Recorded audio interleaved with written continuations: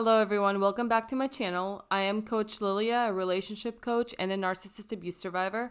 Today I want to talk to you about trauma bonds and the 6 signs that you are indeed in a trauma bond and not love.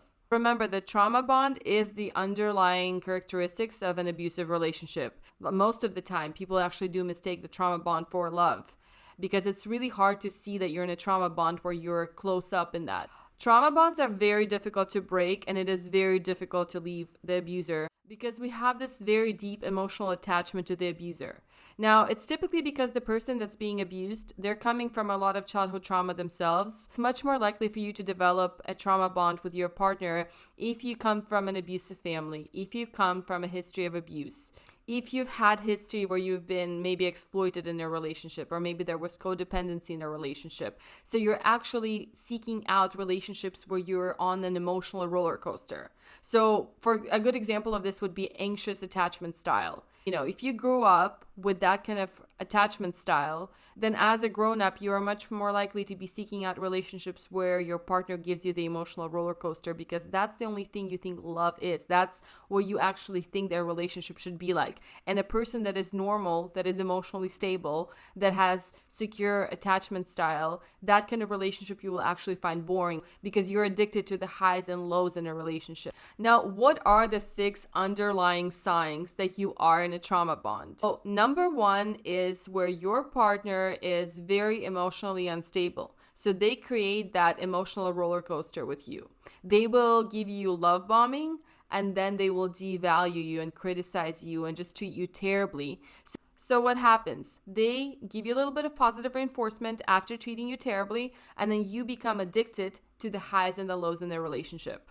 Now, this is very obvious when you're dating a narcissist and they love bomb you, and then they start to devalue you, and then they break you down, and then they give you just a little bit more of that love, and then they break you down more. So it's very unstable. It's always the ups and the downs and the ups and the downs, and you find yourself addicted to these relationships. Number 2, you become the psychological punching bag for your partner.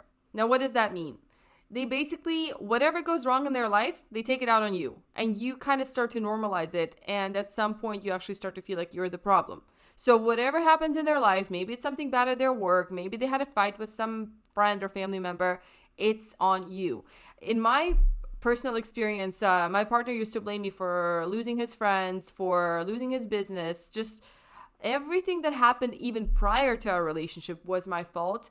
And I was convincing myself that that is indeed true. So that is how bad this psychological punching bag aspect can become. Number 3, they isolate you from everyone that you used to be close to because they need that full control over you. Because what if somebody actually points out to you that what you're going through is abuse? They don't want that. So the abuser will make sure that you're no longer talking to any of your friends or family, that you are solely belonging to them. They take up all of your time, and they will actually get mad at you or upset with you and manipulate you to let go of all of your close people. They will convince you that you are wasting your time with your friends and family, that they don't need you, that they are using you. Whatever it takes for you to let go of your past relationships, they will make sure to do it. So if you're being isolated, if you find yourself no longer talking to people that you used to talk to on a regular basis, that is a problem that you might not be seeing because it is so much harder to see this close up than it is from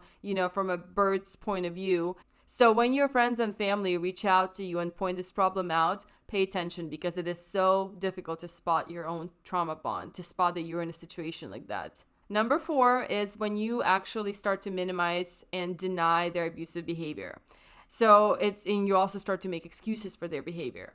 So whatever abuse you're going through, you will either close your eyes and pretend like it's not there, or you will straight up start making excuses for it. Like, for example, I used to make excuses about my ex-partner because he had such a bad upbringing. He had such a bad childhood where his mom gave him no love. So I would make up excuses like, oh my gosh, I just need to be more understanding because he's treating me this way simply because he had no love as a child. So if I just keep showering him in love and compassion, things will change. But that's not how it works. You cannot make excuses for somebody that is treating you terribly. They're abusing you for a reason because that's how they are. They're broken. Some people are broken, just like some things are broken, and you can't fix them. So stop being that punching bag for that person. Stop making excuses for why they're doing what they're doing to you and break that trauma bond. You need to understand that you're in an abusive relationship in order to find the strength to leave it. Remember, that's the first step. Number 5, you're actually becoming like a vegetable. You're emotionally numb. Why? Because your brain is literally trying to cope. You are being abused to such an extent that your brain doesn't know how to process it anymore. It's trying to save you. So you actually become emotionally numb because you cannot go through that traumatic experience anymore when your partner continuously abuses you. You will find yourself very demotivated. You won't have the energy. You won't really want to do anything. You won't enjoy anything. So you become very depressed and you just don't have the same life force anymore because they're sucking it out of you and your brain is just trying to cope. And last but not least, number 6 is when you're trying to hide your relationship from others. So it becomes easier to simply hide the aspects of that abuse from others than to make excuses for them. So you're isolated, you're not talking to anyone, and now you're not sharing what's going on because you're in a trauma bond, you're in love with the person, or so you think, and you're unable to leave them.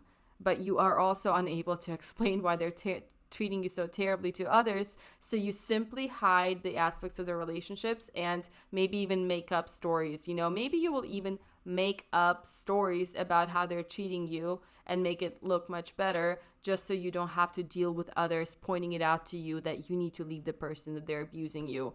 And believe me, I've had a share of where I was making up excuses and then I was simply just not talking to anyone about my relationship anymore because I just didn't want to deal with other people telling me that what I'm in is a huge mess that is not right and I need to get out. And also to point out that you will be getting very defensive when other people start to point things out to you. I used to get very defensive when people would point out to me that my relationship was not right, that I was being abused, and I would defend my partner. And that is such an underlying sign of a trauma bond. This is not love. This is an abusive mess that you're in. That's called a relationship. And you need to leave because this trauma bond is something that you are addicted to at this point. I don't know what has happened in your life, whether you have anxious attachment style, whether you have a history of abusive relationships, of codependency, but you need to understand that, again, this is not love. You're attached to the highs and the lows, and they're abusing you. This deep emotional attachment to the abuser is very difficult to break. So please, if it's you or if it's somebody that you know that is going through this and you see these signs, please get help, or please get help for that person. Reach out to them. I hope this was helpful information for you guys. And of course, hit that like button if you like this video and hit the subscribe button if this is the material that you would like to see more of. I am Coach Lilia. I specialize in relationships and dating dynamics, and I am a narcissist abuse survivor. So I will be posting a lot more information on how to heal from trauma bonds, how to overcome narcissistic abuse, and just the information on dating dynamics, relationship dynamics, breakups, overcoming breakups, overcoming your ex, and so on. And I will see you guys in the next video.